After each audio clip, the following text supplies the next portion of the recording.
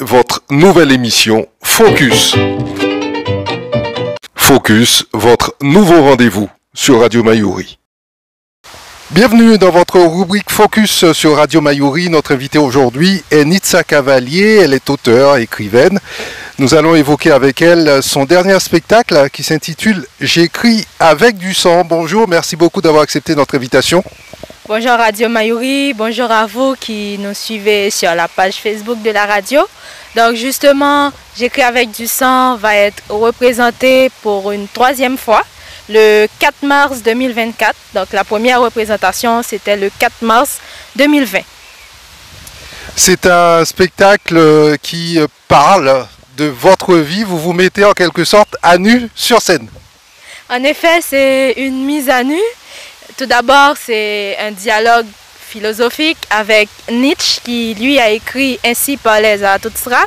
Et dans le chapitre de son livre intitulé « Lire et écrire », il y a un passage qui dit « Écris avec du sang, vous apprendrez que le sang est esprit ». Alors, c'était un moment pour moi qui vivait un drame, un moment dramatique de ma vie, de me remettre en question, de suivre un peu les conseils, entre guillemets, de l'auteur, en me disant que justement, prendre de la plume pourrait être un moyen de m'extérioriser, de suivre cette thérapie qu'offre l'art, qu'offre le théâtre, en effet. Nitsa Cavalier, vous avez quitté Haïti en 2018, 2 mois avant l'assassinat de votre père. Ce spectacle, c'est une manière de lui rendre hommage ?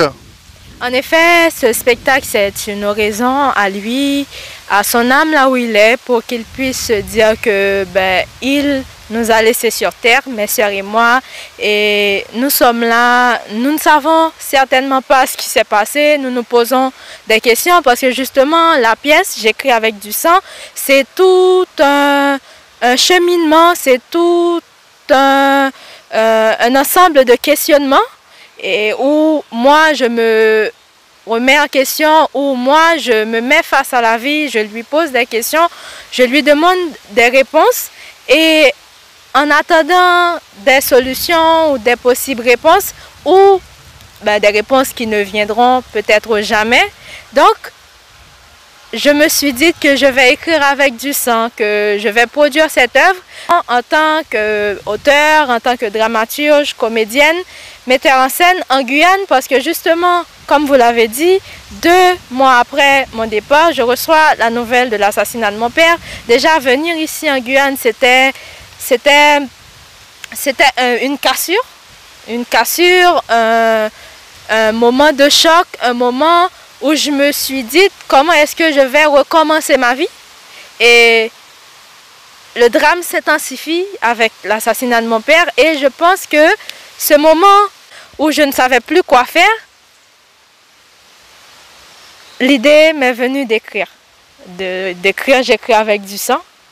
Et c'est là que je me suis dit que je vais recommencer ma vie ici. Je vais m'imposer, construire ma place, construire ce que je veux, faire du théâtre parce que j'ai commencé avec le théâtre depuis Haïti, depuis mes 16 ans. Donc, je me suis dit que c'est le moment d'affronter la vie. Voilà. Alors vous êtes né à Côte-de-Fer en Haïti, mais c'est à Port-au-Prince que vous avez grandi et c'est dans la capitale haïtienne que vous allez découvrir le théâtre ou que le théâtre va venir à vous. Alors, je peux dire que c'est les deux. C'est à la fois, je découvre le théâtre parce qu'il y avait une annonce. En même temps, le théâtre vient à moi parce qu'à travers cette expérience de formation, je l'ai fait, c'était au Théâtre national d'Haïti.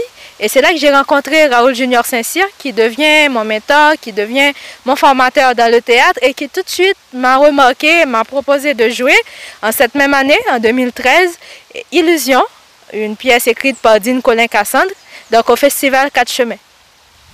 Malgré votre jeune âge, Nitsa Cavalier, vous avez déjà co-signé plusieurs pièces. Vous pouvez peut-être nous en parler?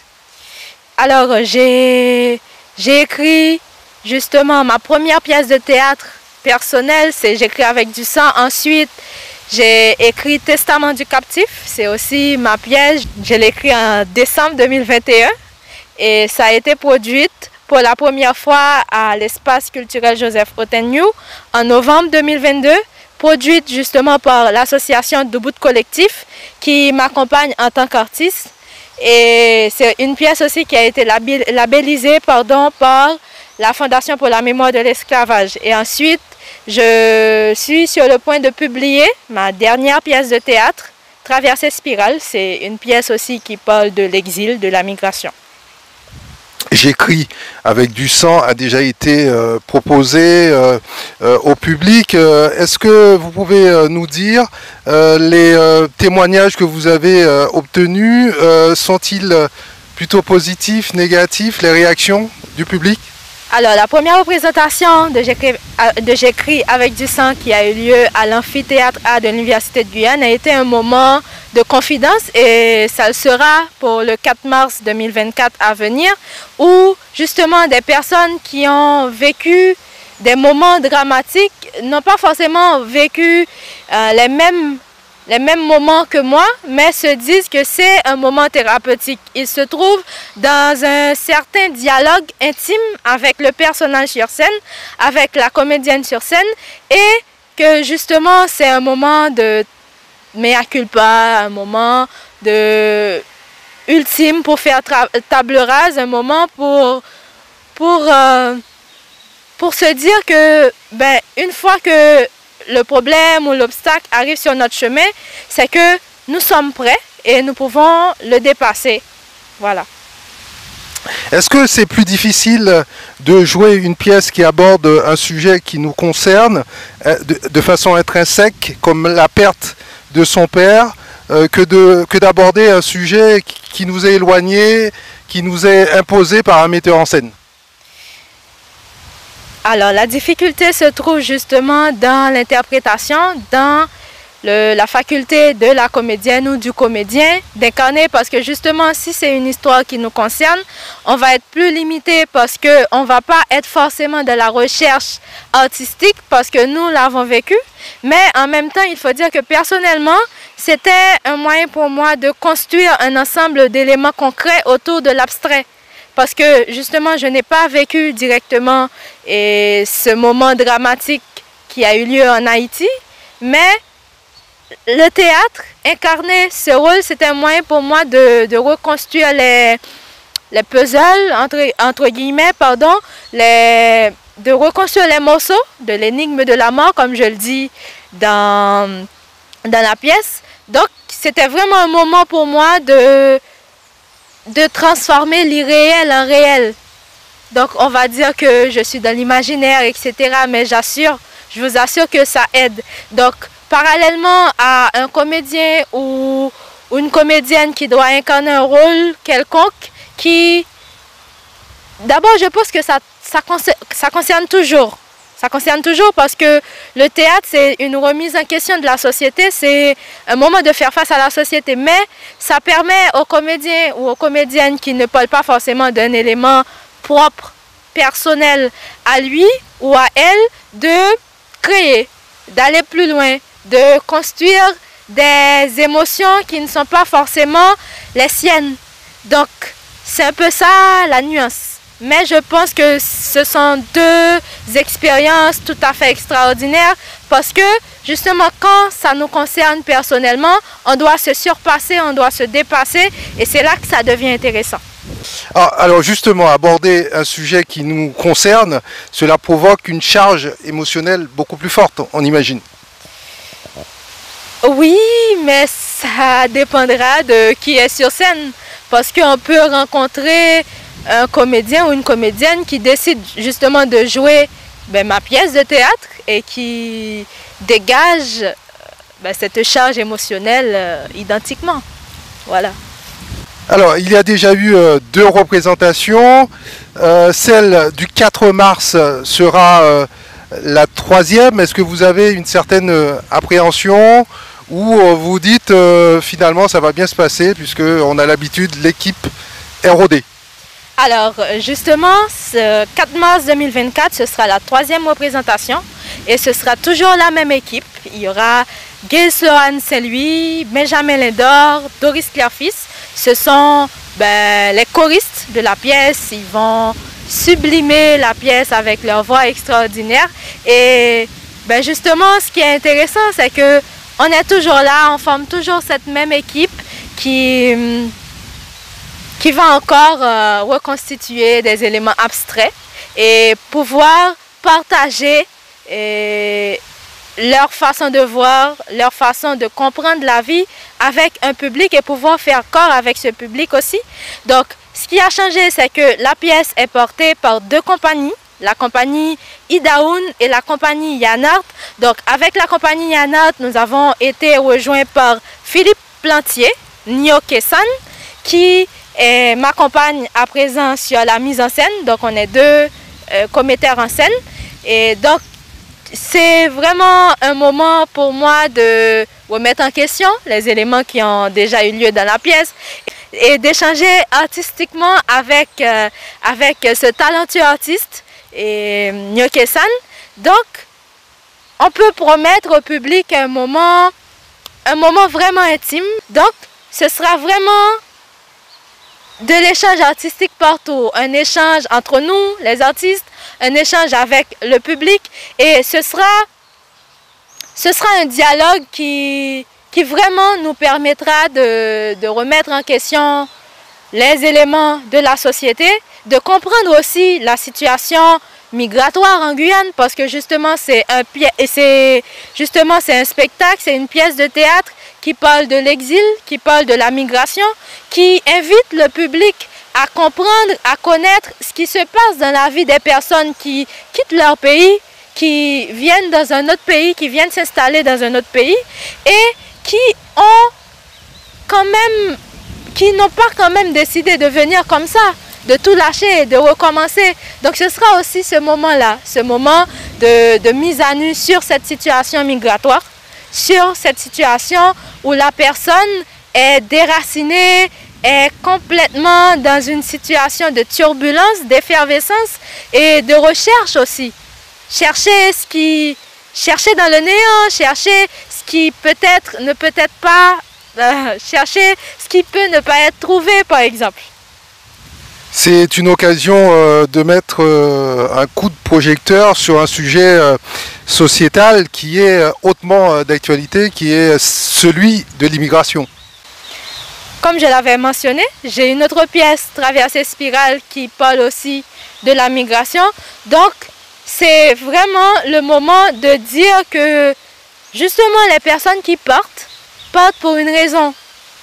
Et dans toutes les périodes de la vie, on va toujours rencontrer ces moments où des personnes partent, soit massivement, soit faiblement, mais il va toujours avoir des personnes qui quittent leur pays pour une raison ou pour une autre et qui sont contraintes justement à s'installer ailleurs. Et voilà, l'essentiel c'est de chercher pourquoi. L'essentiel c'est d'analyser la cause et l'effet avant de s'avancer de façon superficielle. Voilà. Quelle est la frontière entre la comédie musicale et votre pièce, puisqu'il y a du chant, il y a de la narration, il y a du récit? Alors, la comédie musicale, c'est vraiment la pièce en soi qui est chantée, alors que ma pièce de théâtre est plutôt contemporaine, même s'il y a quelquefois l'utilisation des méthodes de théâtre de Bertolt Brecht ou de Stanislavski. Donc le chant présent dans le texte, c'est vraiment un moyen de faire un clin d'œil à ma culture, parce que ce sera par exemple des chants de l'interprétation de Toto-Bicinte, Deyo, c'est un chant qui symbolise en soi la situation problématiques ou les crises politiques, économiques et sociales du pays où des gens se font assassiner, où des gens sont victimes de la réalité, où des gens meurent. Voilà, Deyo, après les Deyo, donc de Toto-Bicinte, c'est pour dire attention, alerte, il faut revoir cette société, il faut réfléchir, il faut penser pays. Donc Toto-Bicinte qui a écrit sa chanson depuis un bon nombre d'années, qui est encore d'actualité. Donc c'est une façon pour dire que le temps passe, allez, il faut se révolter, il faut que les autorités prennent des décisions. Je pense que votre rêve, c'est de présenter cette pièce en Haïti, mais on comprend très bien que le contexte économique et politique actuel ne s'y prête pas. Ben oui, je veux bien présenter cette pièce en Haïti parce que je ne l'ai pas mentionné tout à l'heure, mais cette pièce aussi, c'est un moyen pour moi de me venger, de se dire qu'on est victime, on ne peut rien faire, mais on peut écrire. Donc c'est mon moyen de vengeance. Donc jouer la pièce en Haïti, ce sera un moyen pour moi de lancer un message à ceux ou celles responsables de ce drame, de leur dire que cette personne que vous avez tuée, parce qu'il y a des choses qu'on ne comprendra jamais, parce que ce sont nos parents, il y a des secrets familiaux, je peux dire, mais c'est pour dire que ça nous a porté un coup et j'écris avec du sang, c'est un moyen pour moi de me venger. Donc représenter la pièce en Haïti, je le souhaite et j'espère que ça va venir. J'écris avec du sang, c'est quand même assez poétique. Ça a été long, compliqué de trouver ce titre-là, ou ça a été une révélation? Ça a été long parce que la pièce a été écrite depuis 2-3 mois. J'avais pas encore trouvé de titre parce que, comme je le disais tantôt, c'est un moyen pour moi de me venger. J'avais pensé à mettre un titre lié à la vengeance, etc. Et puis, comme je l'ai dit, comme c'est un échange avec le discours philosophique de Nietzsche, qui dans le chapitre de son livre Ainsi parlait Zarathustra, dans le chapitre intitulé Lire et écrire, il a dit « Écris avec du sang, tu apprendras que le sang est esprit. Il est difficile de comprendre le sang étranger. Quand tu écris avec du sang, tu écris pour être, pas uniquement pour être lu, mais pour être appris par cœur. » Donc, cet extrait, cette citation de Nietzsche m'a un peu parlé et je me suis dit que l'ensemble de l'œuvre, c'est ça. L'ensemble de l'œuvre, c'est l'écriture avec du sang et c'est écrire pour marquer le temps, écrire pour toujours faire cette oraison, pour toujours rendre hommage à mon père parce que 4 mars 2024, ce sera 5 ans. Ça fera 5 ans depuis qu'il a été assassiné en Haïti. Donc, c'est un tout. Donc, ça n'a pas été facile et je remercie Nietzsche de m'avoir guidé, même si la preuve, c'est que justement lui, il a écrit avec du sang. Il vit encore aujourd'hui et c'est ce que moi, je souhaite. Alors, vous conseillez au public, à ceux qui feront le déplacement le 4 mars à l'espace Joseph Oteniou, à Remire-Montjoly, d'être dans quel état d'esprit? Un esprit de recueillement? Pas exactement de recueillement parce que toute la représentation, il y aura des surprises. Donc, c'est un peu un parcours de vie aussi. C'est un peu se dire qu'il y a certainement le drame, mais la vie continue.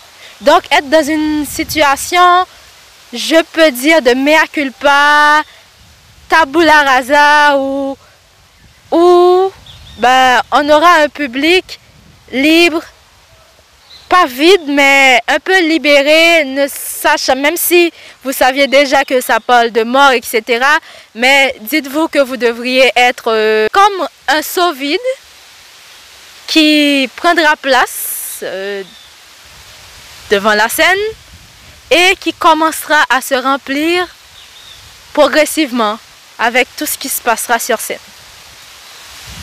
Est-ce qu'il y a une similitude entre une représentation et une autre, ou est-ce que chaque fois que le spectacle se joue, il se passe quelque chose de différent? Il faut s'attendre à d'autres vibrations. En effet, en théâtre, naturellement, à chaque représentation, il y aura toujours de nouvelles choses, il y aura toujours de nouveaux moments. Et la représentation du 4 mars 2020 est totalement différente de la représentation du 21 juin 2021. Si je ne me trompe pas de date, c'était au théâtre de Macoria. Et bien, cette nouvelle représentation, il y aura de nouvelles personnes. Je l'ai dit tantôt, il y aura Nyokesan qui apportera aussi sa touche artistique. Donc, ce sera une autre représentation. Toujours avec le même sujet, avec des éléments de la mise en scène qui restent statiques, mais il y aura aussi une évolution et c'est ça le théâtre en soi, c'est ça les représentations, de nouvelles représentations, de nouveaux éléments, de nouvelles choses, de nouvelles créations. Quelle évolution peut prendre J'écris avec du sang? Faut-il s'attendre à une publication à moyen terme? Oui, justement, je pense à publier le texte. Il n'y a pas encore de date de prévue, c'est uniquement un projet? Pas encore de date prévue, uniquement un projet. Aussi, je pense retravailler le texte parce que la Nidza qui a écrit le texte en 2019, c'est plus la même. Donc, il y a une maturité qui a été prise. Donc, ce sera aussi un texte qui sera publié avec ces éléments contextuels. Alors nous arrivons quasiment au terme de cet entretien. Que pouvez-vous dire à nos internautes et à nos auditeurs pour leur donner envie de venir vous voir le 4 mars à l'espace Joseph Oteniou à Rivière-Mont-Joli? Alors, ce que je peux dire, c'est que ce serait vraiment un moment de confidence. Un moment de confidence où, même si vous n'aurez pas forcément à prendre la parole au moment du spectacle, mais n'hésitez pas à venir parce que vous aussi, vous allez parler à travers le personnage sur scène, vous allez parler à travers vos émotions, vous allez vraiment être dans ce dialogue, dans cette conversation de la vie, dans cette conversation de remise en question du monde, dans cette conversation où nous deux, l'actrice et vous en tant que public, seront dans une démarche de quête de vérité. Donc justement, le spectacle, c'est pour le 4 mars 2024 à l'espace culturel Joseph Oteniou. Et n'hésitez pas à réserver vos billets sur le site de Eloasso, compagnie Daoun, Eloasso, et vous allez trouver le lien pour réserver vos billets. Voilà. Le sujet qui est abordé est dramatique, l'assassinat de votre père. Pour autant, est-ce que le spectacle est ouvert à un large public? Oui, c'est vraiment ouvert à un large public. Nitza Cavalier, merci. Merci à vous de m'avoir invité et je vous attends tous, toutes, le 4 mars 2024 à l'espace culturel Joseph Oteniou. Retrouvez votre nouvelle émission Focus. 30 minutes pour mieux comprendre l'actualité en Guyane et découvrir les acteurs de notre territoire. Focus, c'est du lundi au vendredi. Première diffusion à 8h30, puis rediffusée à 13h10 et 19h10. Focus, votre nouveau rendez-vous sur Radio Mayuri.